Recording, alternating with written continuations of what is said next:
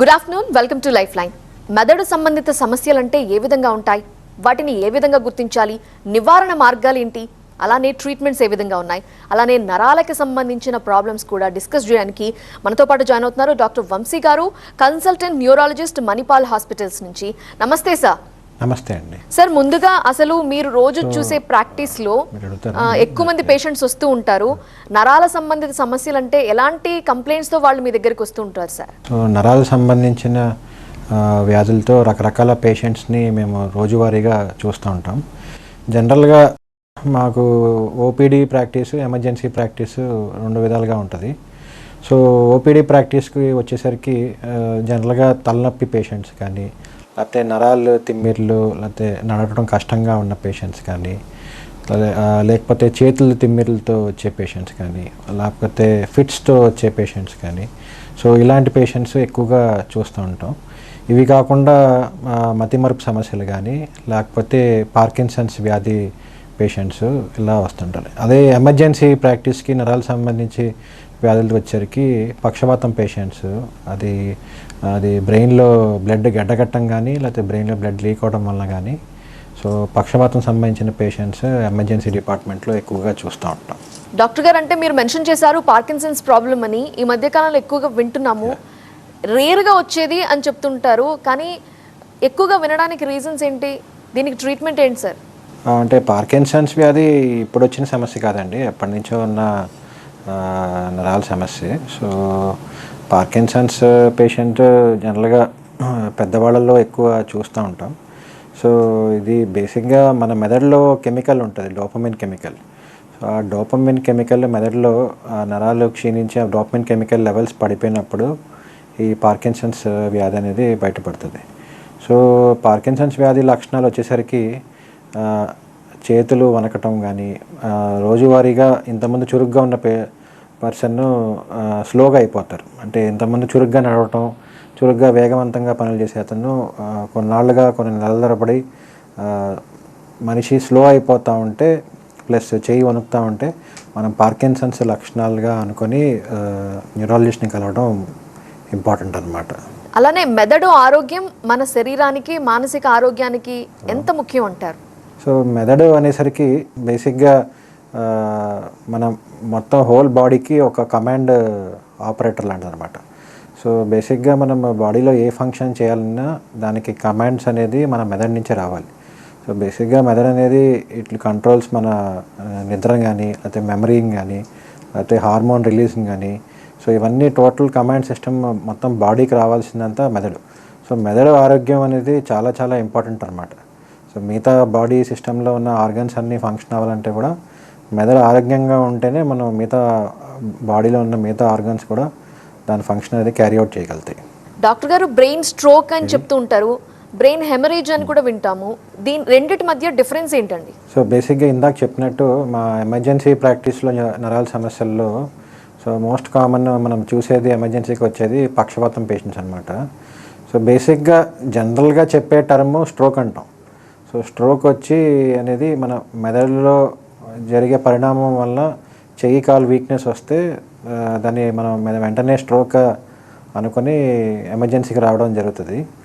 So బేసిక్గా స్ట్రోక్లో రెండు రకాలు ఉంటుంది. ఒకటేమో ఇస్కెమిక్ టైప్ ఆఫ్ స్ట్రోక్, రెండోది haemorrhagic type of stroke.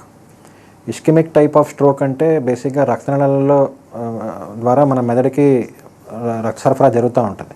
So ఎక్కడైతే రక్తనాళాలలో బ్లడ్ గడ్డగడితే దాన్ని ఇస్కెమిక్ టైప్ ఆఫ్ స్ట్రోక్ అంటారు. హెమరేజిక్ టైప్ ఆఫ్ స్ట్రోక్ వచ్చేసరికి అది రెండో రకం. సో బేసిక్గా రక్తనాళాలలో ఎక్కడైనా బ్రేక్ వచ్చి పగలటం వల్ల మెదడులోకి బ్లడ్ లీక్ అయితే దాన్ని హెమరేజిక్ టైప్ ఆఫ్ స్ట్రోక్ అంటారు. ఈ ఇస్కెమిక్ టైప్ ఆఫ్ స్ట్రోక్ 80% మందిలో ఉంటుంది. హెమరేజిక్ టైప్ ఆఫ్ స్ట్రోక్ ఒక 20% మందిలో జరగచ్చు అనమాట టోటల్గా చూస్తే. అయితే పేషెంట్కి ఏం అర్థమవుతుందా అండి? అంటే something is happening inside of him అని ఏమన్నా తెలుస్తుందా అండి? ఎలాంటి సంకేతాలు లేదా సిగ్నల్స్ ఏమైనా అందుతాయంటారా, గుర్తించవచ్చా? స్ట్రోక్ లక్షణాలు బేసిక్గా అది కొంచెం అన్లక్కీగా వెంటనే అప్పటికప్పుడు జరిగే పరిణామం వల్ల అనమాట. సో లక్షణాలు వచ్చేసరికి మన మూతి వంకరగా అవటం కానీ, లేకపోతే చేతిలో పట్టు తగ్గటం కానీ, సో నడిచేటప్పుడు తూలు వచ్చి ఒక పక్క పడిపోవడం కానీ, సో సో లెగ్లో కూడా స్ట్రెంగ్త్ తగ్గిన, మాట ముద్దగా వస్తున్నా, ఇవి బేసిక్గా కామన్గా చూసే మనం స్ట్రోక్ లక్షణాలు అన్నమాట. ఈ వీటిలో ఏది ఉన్నా సరే వెంటనే మనం హాస్పిటల్కి రావడం అనేది వెరీ ఇంపార్టెంట్. అయితే ట్రీట్మెంట్ ఏంటండి బ్రెయిన్ స్ట్రోక్కి? సో అదే ఇందాక చెప్పినట్టు ఈ బ్రెయిన్ స్ట్రోక్ లక్షణాలు మనం పేషెంట్ వాళ్ళు గుర్తించి హాస్పిటల్ రాగానే, పేషెంట్ కానీ పేషెంట్ ఫ్యామిలీ కానీ హాస్పిటల్ రాగానే ఇమీడియట్గా మనము బ్రెయిన్ స్కాన్ అనేది తీయాలన్నమాట. సో బ్రెయిన్ స్కాన్ అనేది ఐదర్ మనకి సిటీ స్కాన్ కానీ ఎంఆర్ఐ స్కాన్ కానీ తీయడం జరుగుతుంది. సో ఈ స్కానింగ్ విధానం వల్ల మనం అది ఇస్కెమిక్ టైప్ ఆఫ్ స్ట్రోకా లేకపోతే బ్లడ్ లీక్ అవడం వల్ల వచ్చిన హెమరేజిక్ టైప్ ఆఫ్ స్ట్రోకా మనం వెంటనే నిర్ధారించవచ్చు. సో దీన్ని నిర్ధారించిన తర్వాత ఒకవేళ బ్లడ్ క్లాట్ అయితే దానివల్ల అయితే ఆ బ్లడ్ పలచబడడానికి మెడిసిన్స్ అనేది అవైలబుల్గా ఉన్నాయి, అవి ఇస్తాము. హెమరేజిక్ టైప్ ఆఫ్ స్ట్రోక్ అయితే అది ఎందుకు లీక్ అయింది, బ్లడ్ ప్రెషర్ పెరగటం వల్ల బ్లడ్ లీక్ అయిందా, లేకపోతే ఏమైనా రక్తనాళాల్లో మార్పులు వీక్గా ఉండడం వల్ల లీక్ అయిందా, అది మనం ఫర్దర్గా నిర్ధారించుకొని దానికి తగిన ట్రీట్మెంట్ అనేది ఇవ్వడం జరుగుతుంది. హౌ డేంజరస్ ఇట్ ఈజ్ అంటే ఏం చెప్తారు సార్? కొన్నిసార్లు ప్రాణాలు పోతాయి అని కూడా అంటారు కాబట్టి, అలానే ఇదేమైనా వయసుతో సంబంధం ఉంటుందా? ఇస్కెమిక్ టైప్ ఆఫ్ స్ట్రోక్ కానీ హెమరేజిక్ స్ట్రోక్ కానీ బేసిక్గా ఏంటంటే పెద్దవాళ్ళలో ఎక్కువ చూస్తాం. అంటే 50 సంవత్సరాలు పైబడి 60 సంవత్సరాలు పైబడిన వాళ్ళలో ఎక్కువగా చూస్తూ ఉంటాము. బట్ ఈ మధ్య కాలంలో యంగర్ పాపులేషన్ కూడా లైఫ్ స్టైల్ విధానంలో మార్పుల వలన యంగ్ పాపులేషన్ కూడా దీని బారిన పడటం అనేది చూడడం జరుగుతుంది. సో ఈ stroke one of the second leading most common cause of death in world అనమాట స్ట్రోక్ అనేది. సో వీటిని రికగ్నైజ్ చేసి హాస్పిటల్ రావడం అనేది చాలా ఇంపార్టెంట్. ఎందుకంటే ప్రాణాలను కాపాడుకోవడం అనేది ఇంపార్టెంట్. ఇనీషియల్గా చూపించే సిగ్నల్స్ లేకపోతే లక్షణాలు ఎలా ఉంటాయండి? ఇమీడియట్గా డాక్టర్ దగ్గరికి వెళ్ళాలి, ఇది ఈ సిగ్నల్ వచ్చిందంటే లేదంటే ఇలాంటి లక్షణం కనిపించిందంటే అని ఏం చెప్తారు సార్? సో ఇమ్మీడియట్గా అంటే ఇందాక చెప్పినట్టే ఫాస్ట్ అంటాం అనమాట. బేసిక్గా దీన్ని వెంటనే గుర్తించడానికి ఫాస్ట్ అనే పదాన్ని కూడా టర్మ్ చేశారు. సో దీనిలో ఎఫ్ అంటే ఫేషియల్ వీక్నెస్, అంటే ఫేస్లో ఏదైనా వీక్నెస్ వచ్చి మూతి పక్కకి వెళ్ళటం ఇట్లాంటివి ఉంటే దాన్ని ఫేషియల్ వీక్నెస్ అంటారు. తర్వాత ఏ ఫర్ ఆర్మ్ అనమాట, అంటే మన చేతిలో ఎక్కడైనా పట్టు తగ్గుతుంటే కూడా మనం వెంటనే రియాక్ట్ అవ్వాలి. తర్వాత S for speech. So speech అంటే మాట ముద్దగా రావడం కానీ స్పీచ్లో ఎక్కడైనా మార్పులు ఉన్నా కూడా సో అదొక లక్షణం అనమాట. సో టీ అంటే టైం అనేది చాలా ఇంపార్టెంట్ ఈ management of stroke patients. So ఈ ఫేషియల్ వీక్నెస్ కానీ ఆర్మ్ వీక్నెస్ అంటే మన చెయ్యి వీక్నెస్ కానీ లెగ్ వీక్నెస్ కానీ లేకపోతే మాటలో ఏదైనా మార్పులు ఉన్నా కూడా వెంటనే హాస్పిటల్ రావడం అది ఇంపార్టెంట్. సో ఫాస్ట్ అనేది ఒక కీవర్డ్ అనమాట ఈ సిమ్టమ్స్ని లక్షణాలని వెంటనే రికగ్నైజ్ చేయడానికి. ఇది కోర్స్ ఎన్ని సంవత్సరాలు ఉంటుందండి? అలానే రికర్ అవ్వకుండా ఉండడానికి ఎలాంటి జాగ్రత్తలు తీసుకోవాలి? స్ట్రోక్ వచ్చేసరికి ఒకసారి నిర్ధారణగా వచ్చే స్ట్రోక్ పేషెంట్ అనగాక మనం ట్రీట్మెంట్ అనేది లైఫ్ లాంగ్ అనేది ఇవ్వాలి. అది ఒక రోజుతో అయ్యేది కాదు. వన్స్ స్ట్రోక్ పేషెంట్ ఉందంటే మెడిసిన్స్ అనేది లైఫ్ లాంగ్ వాడాలి. సో అది రికవర్ అవ్వకుండా ఉండడానికి పేషెంట్కి ఉన్న షుగర్ కానీ లేకపోతే బ్లడ్ ప్రెషర్ కానీ కొలెస్ట్రాల్ కానీ సో ఈ ఫ్యాక్టర్స్ అన్నీ చూసి తగిన డైట్ ఫాలో అవ్వకుండా ఈ స్ట్రోక్ అనేది మళ్ళీ రిపీట్ అవ్వకుండా అనేది చూడటం అనేది ఇంపార్టెంట్ అనమాట. ఎపిలెప్సీ గురించి చెప్పండి. ఇది ఎంత కామన్గా కనిపిస్తోంది, దీన్ని ఎలా నియంత్రించవచ్చు అంటారు? సో ఎపిలెప్సీ అంటే ఏంటంటే మూర్ఛవ్యాధి. మనం జనరల్గా ఏంటంటే 100లో ఒకటి నుంచి 2 వరకు దీన్ని బారిన పడే అవకాశం ఉంటుంది. సో మూర్ఛవ్యాధిలో ఫిట్స్ అనేది రిపీటెడ్గా వస్తామంటే దాన్ని మనం ఎపిలెప్సీగా నిర్ధారించి దానికి తగిన ట్రీట్మెంట్ అనేది ఇవ్వడం జరుగుతుంది. సో జనరల్గా విత్ మెడిసిన్స్ ట్యాబ్లెట్స్తోనే మనము ఈ ఎపిలెప్సీ డిజార్డర్ కానీ ఫిట్స్ వ్యాధి కానీ జనరల్గా కంట్రోల్ తెచ్చేసుకుంటాం. సో జనరల్గా 80% అది పర్సన్స్కి ఈ ఫిట్స్ ప్రాబ్లం అనేది విత్ ప్రాపర్ మెడిసిన్స్ వాడుతూ ఉంటే proper food diet sleep maintain చేస్తూ ఉంటే 80% వాళ్ళకి రిపీట్ అవ్వకుండా ఉంటుంది. సార్ నెంబర్ ఆఫ్ ఎపిసోడ్స్ని తగ్గించగలుగుతారా లేకపోతే కంప్లీట్గా మనం క్యూర్ చేయగలుగుతారా ఫిట్స్ ప్రాబ్లంతో సఫర్ అవుతున్న వాళ్ళకి? ఫిట్స్ ప్రాబ్లంతో సఫర్ అవుతున్న వాళ్ళకి జనరల్గా ఏంటంటే కంప్లీట్గా ఫిట్స్ రిపీట్ అవ్వకుండానే చూస్తామన్నమాట.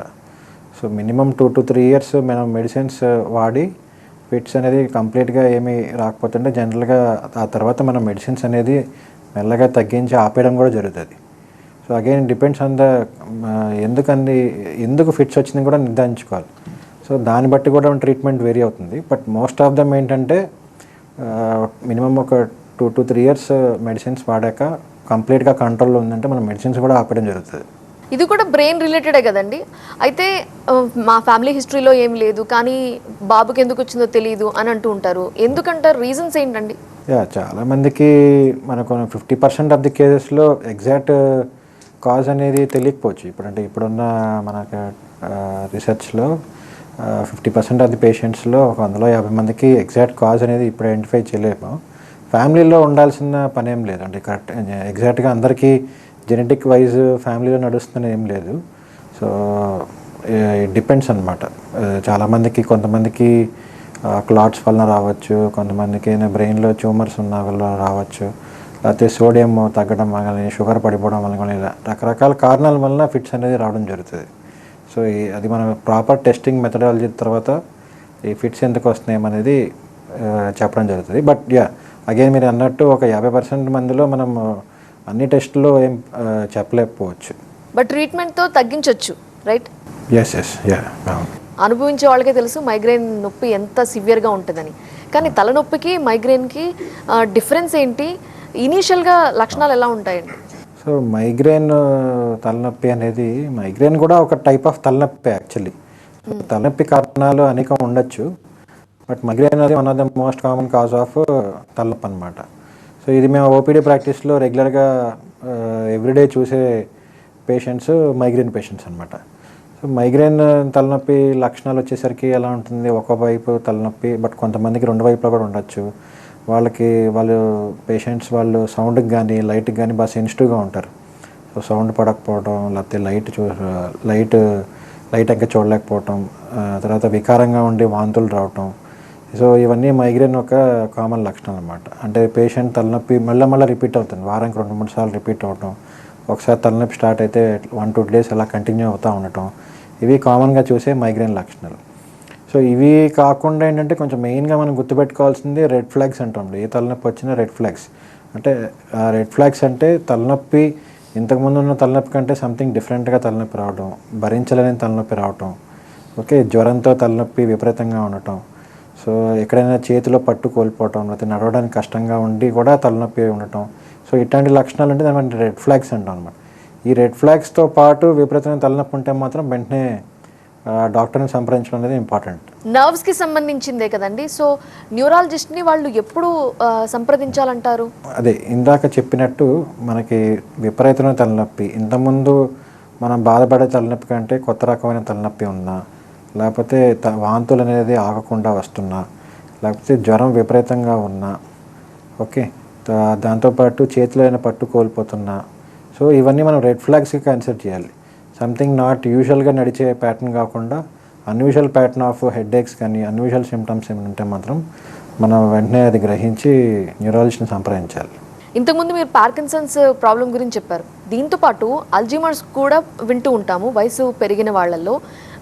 వీటిలో ఇనీషియల్ సిమ్టమ్స్ ఎలా ఉంటాయి? కుటుంబ సభ్యులు ఎలా గుర్తించాలంటారు వీళ్ళకి లక్షణాలు వస్తున్నాయి, ఇది ఈ ప్రాబ్లంకి సంబంధించింది అని చెప్పి? సో ఆల్జీమర్స్ సమస్య one of the most common dementia problem అంటాం అనమాట. సో డిమెన్షియా మతిమరుపు సమస్య బేసిక్గా యూజువల్గా ఇది ఏంటంటే పెద్ద వయసులో వాళ్ళనే చూస్తుంటాం. 65 సంవత్సరాలు దాటి 70 సంవత్సరాలు పైన పడిన వాళ్ళల్లో ఈ ఆల్జీమర్స్ సమస్య అనేది చూస్తూ ఉంటాం. ఆల్జీమర్స్ లక్షణాలు వచ్చేసరికి ఏంటంటే మతిమరుపు సమస్య. సో వాళ్ళు జనరల్గా ఏంటంటే ఇందాక ఫర్ సపోజ్ కాసేపు ముందు జరిగిన విషయాలు మర్చిపోవటం, పొద్దున్న చెప్పిన విషయాలు సాయంత్రానికల్లా మర్చిపోవటం, లేకపోతే వస్తువులు ఎక్కడ పెట్టానో అని గుర్తు రాకపోవటం, వాళ్ళకి క్యాలిక్యులేషన్స్లో పద్దాక మిస్టేక్స్ చేయటం, సో అడిగిన ప్రశ్న మళ్ళీ అలగటం, సో వాళ్ళకి దారి ఎటు వెళ్తున్నారో కూడా మర్చిపోవటం. సో ఇవన్నీ కొన్ని లక్షణాలు అన్నమాట. సో సంథింగ్ వాళ్ళ బేసిక్ యాక్టివిటీస్లో వాళ్ళు ఛాలెంజింగ్గా అనిపించడం, రోజువారీగా రొటీన్గా చేసుకునే పనులు కూడా వాళ్ళకి కష్టమైపోతూ ఉంటే సో ఫ్యామిలీ మెంబర్స్ వాళ్ళని గుర్తించి న్యూరాలజిస్ట్ దగ్గర చూపించడం అనేది ఇంపార్టెంట్ అనమాట. ట్రీట్మెంట్ ఉంటుందా సార్? ఎలా ట్రీట్ చేస్తారు? అంటే ఎన్ని రోజులు పడుతుంది? దారి తప్పి వెళ్ళిపోవడం అంటే చాలా పెద్ద విషయం, అది మిస్ అయిపోతే పర్సన్ చాలా కష్టం కదా. అంటే ఆల్జీమర్స్ సమస్యకి ప్రస్తుతానికి అయితే మనం ఫస్ట్ అది నిర్ధారించుకోవాలి. సో మనం చేసిన టెస్టులు బట్టి ఫస్ట్ ఆల్జీమర్ చెప్పిన లక్షణాలు బట్టి చేసిన టెస్ట్ బట్టి ఫస్ట్ మనం ఆల్జీమర్సా కాదా అని చెప్పేసి నిర్ధారిస్తాం. బట్ అన్ఫార్చునేట్గా ఏంటంటే ఇప్పుడైతే మనం ఉన్న మెడిసిన్స్తో కాస్త ఆల్జీమర్ సమస్య నెక్స్ట్ స్టేజ్కి వెళ్ళకుండా కొంచెం స్లో డౌన్ చేయడానికి అయితే మన దగ్గర మందులు అయితే రెడీగా అవైలబుల్ ఉన్నాయి. కంప్లీట్ క్యూర్ అయితే ప్రస్తుతానికైతే పాసిబుల్ కాదు, కానీ బట్ డెఫినెట్గా ఆల్జీమర్ సమస్య కొంచెం పెరగకుండా స్లో డౌన్ చేయడానికి అయితే మనం ట్రై చేయొచ్చు. న్యూరోపతి అంటే ఏంటండి? న్యూరోపతి ఒక్క రకమే ఉంటుందా లేకపోతే దీంట్లో డిఫరెంట్ టైప్స్ ఏమైనా ఉంటాయండి? సో న్యూరోపతి వ్యాధులు వచ్చేసరికి ఏంటంటే బేసిక్గా పేషెంట్స్కి వాళ్ళకి చేతుల్లో తిమ్మిర్లు కానీ కాళ్ళల్లో తిమ్మిర్లు కానీ వాళ్ళు వేసుకునే చెప్పులు జారిపోవడం కానీ లేకపోతే వాళ్ళకి స్పర్శ తగ్గిపోవటం, వేడి నీళ్ళు చన్నీళ్ళు తెలియకపోవటం, ఇవన్నీ జనరల్గా న్యూరోపతి పేషెంట్స్ చూసే కామన్ సిమ్టమ్స్ అన్నమాట. ఈ కామన్ లక్షణాలు న్యూరోపతి ఉందేమో ఇండికేట్ చేస్తూ ఉంటాయి. సో దీనిలో రకరకాల న్యూరోపతీస్ కూడా ఉన్నాయి. సో బేసిక్గా మోస్ట్ కామన్ కాజ్ వచ్చేసరికి డయాబెటీస్. షుగర్ అన్కంట్రోల్డ్గా ఉంటే అది డెఫినెట్గా న్యూరోపతికి లీడ్ చేసే అవకాశాలు చాలా ఎక్కువ అనమాట. సో దీనిలో మళ్ళీ sensory neuropathy, motor neuropathy, autonomic neuropathy, ఇన్ని రకరకాల న్యూరోపతీస్ ఉన్నాయి. బట్ మోస్ట్ కామన్ కాజ్ వచ్చేసరికి డయాబెటిక్ న్యూరోపతి. ఎలా ఉంటాయి సార్ సిమ్టమ్స్? ఎలా ఉంటాయి? ఎలా గుర్తించాలి? కాంప్లికేషన్స్ ఎలా ఉంటాయి సార్? సో విపరీతమైన తిమ్మిర్లు, ఇంకా చేతులు కాళ్ళల్లో విపరీతమైన తిమ్మిర్లు ఉండటం, వాళ్ళు నడవడానికి ఇబ్బందిగా ఉండటం, నడిచేటప్పుడు తూలు రావటం, లేకపోతే వేసుకున్న చెప్పులు జారిపోతూ ఉండటం, సో మెట్లు ఎక్కడానికి కష్టంగా ఉండటం, చేతుల్లో కూడా గ్రిప్ తగ్గిపోతూ ఉంటుంది. సో ఇవన్నీ కామన్గా చూసే లక్షణాలు. వాళ్ళకి ఈజీగా దెబ్బలు తగులుతూ ఉంటాయి. ఎందుకంటే నొప్పి వాళ్ళకి యూజువల్గా ఏంటంటే స్పర్శ తగ్గిపోవటం వలన వాళ్ళకి సడన్గా ఏదైనా గుద్దుకున్న వెంటనే తెలియకపోవచ్చు. సో తద్వారా ఏంటంటే అక్కడ పుండు పడి రావటం ఇట్లాంటివన్నీ జరగచ్చు అనమాట. సో ఇవి కామన్గా చూసే లక్షణాలు, న్యూరోపతి యొక్క లక్షణాలు. సో దీనికి బేసిక్గా diabetes most common cause of neuropathy. ఈ డయాబెటీస్ అనేది అన్కంట్రోల్డ్గా ఉంచుకుంటే మాత్రం ఈ న్యూరోపతి కింద నుంచి మెల్లగా మొదలయ్యి కాళ్ళ నుంచి చేతుల్లోకి స్ప్రెడ్ అయ్యే అవకాశాలు చాలా ఎక్కువ ఉంటుంది. సో షుగర్ కంట్రోల్ అనేది most important. Plus perfect diet follow అవటం, ఆల్కహాల్ అట్లాంటి ఏమైనా ఉంటే వెంటనే ఆపేయటం. ఒకవైపు మీరు డయాబెటీస్కి ట్రీట్మెంట్ ఇస్తూ ఉండాలి, వైటమిన్ డెఫిషియన్సీస్ చూడాలి, అండ్ న్యూరోపతి. అవును, న్యూరోపతి ట్రీట్మెంట్ మేనేజ్మెంట్కి వచ్చేసరికి అది మల్టీ ఫ్యాక్టర్స్. న్యూరోపతికి రావడానికి కారణం ఏంటని చూడాలి. సో న్యూరోపతి ఫస్ట్ నిర్ధారణిస్తాం. నర్వ్ కండక్షన్ టెస్ట్ ద్వారా నిర్ధారించిన తర్వాత పేషెంట్కి థైరాయిడ్ డెఫిషియన్సీ ఉందా, B12 డెఫిషియన్సీ ఉందా, లేకపోతే షుగర్స్ ఏమైనా ఎక్కువ ఉన్నాయా, ఈ టెస్ట్ ద్వారా అంతా నిర్ధారించి బేసిక్ మెటబాలిక్ ప్యానల్ అనేది చేస్తాం అనమాట. సో ఈ first step basic metabolic panel ద్వారా పేషెంట్కి ఏమైనా న్యూరోపతి ఉందని ఐడెంటిఫై చేస్తాం. For suppose basic metabolic panel కాకపోతే మన రోగనిరోధక శక్తి మన మీద ఎదురుదాడి చేస్తాం. అంటే ఆటోఇమ్యూన్ కండిషన్స్ వలన కూడా న్యూరోపతి రావచ్చు. సో వాటి ద్వారా ఏమైనా న్యూరోపతి వస్తుందని ఐడెంటిఫై చేస్తాం. సో వీరన్నీ different set of step 1, step 2, step 3 test. First ఈ న్యూరోపతి రావడానికి కారణం అనేది ఐడెంటిఫై చేస్తాం. సో వన్స్ కారణం ఐడెంటిఫై అయ్యాక దానికి తగిన ట్రీట్మెంట్ అనేది ఏ స్టెప్ ద్వారా వెళ్ళాలో చూసుకొని చేయడం జరుగుతుంది. నరాలకు సంబంధించినవి, మెదడుకి సంబంధించిన ప్రాబ్లమ్స్ని, హెల్త్ ఇష్యూస్ని డిస్కస్ చేసాం. ఇవన్నీ మనం కంప్లీట్గా క్యూర్ చేయగలుగుతారా సార్, లేదంటే మేనేజ్ చేసుకోవాలా? లైఫ్ లాంగ్ కూడా వీటిని కంట్రోల్లో ఉంచుకోవడం కోసం ప్రయత్నిస్తూ ఉండాలా? సో అదే అండి, మెదడు సమస్యల్లో, నరాల సమస్యల్లో కానీ ఈ విటమిన్ డెఫిషియన్సీస్ ఉన్నా, లేకపోతే మన తీసుకునే హ్యాబిట్స్ వలన అయితే మనం కంట్రోల్ చేసుకోవడానికి డెఫినెట్గా ఉంటుంది. బట్ కొన్ని కండిషన్స్ లైక్ మెదడు స్ట్రోక్ కానీ, ఎపిలెప్సీ కానీ, అదేంటంటే అది main depends on the cause. కంప్లీట్గా క్యూర్ అంటే వచ్చిన దేని ద్వారా వచ్చిందని బట్టి డిసైడ్ అవుతుంది అనమాట. సో వన్స్ స్ట్రోక్ ఇందాక మనం డిస్కస్ చేసాం ఎక్స్టెన్సివ్గా. సో వాటికైతే మనం లైఫ్ లాంగ్ మెడిసిన్ అనేది, హార్ట్ మెడిసిన్స్ ఎలా వాడతామో బ్రెయిన్ స్ట్రోక్ మెడిసిన్స్ కూడా కంటిన్యూస్ లైఫ్ లాంగ్ మెడిసిన్స్ అనేది తీసుకోవడం important. With proper life style modification అనేది చాలా చాలా ఇంపార్టెంట్. అది తగ్గిపోయింది కదా 3 months 6 months తర్వాత మెడిసిన్ ఆపేస్తామంటే అది మళ్ళీ రిపీట్ అయ్యి 1-2 years తర్వాత మళ్ళీ రిపీట్ అయ్యే అవకాశాలు చాలా ఎక్కువ ఉంటుంది.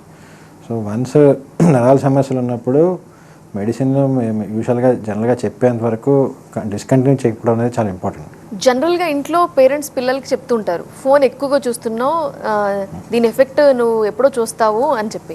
ఇది నిజంగా స్క్రీన్ టైం అనేది ఎక్కువసేపు చూడటం వల్ల మెదడు మీద ఎఫెక్ట్ ఉంటుంది అంటారా? అలానే కొంతమంది సరైన టైంకి పడుకోరు, అంటే ఎక్కువసేపు పడుకోవాల్సినంత సమయం కూడా పడుకోరు, తక్కువసేపు నిద్రపోవటం, ఇది కూడా ఎఫెక్ట్ చూపిస్తుంది అంటారా? స్క్రీన్ టైం పెరిగే కొద్దీ డెఫినెట్గా మన మెదడు మీద ఎఫెక్ట్ చూపిస్తుందండి.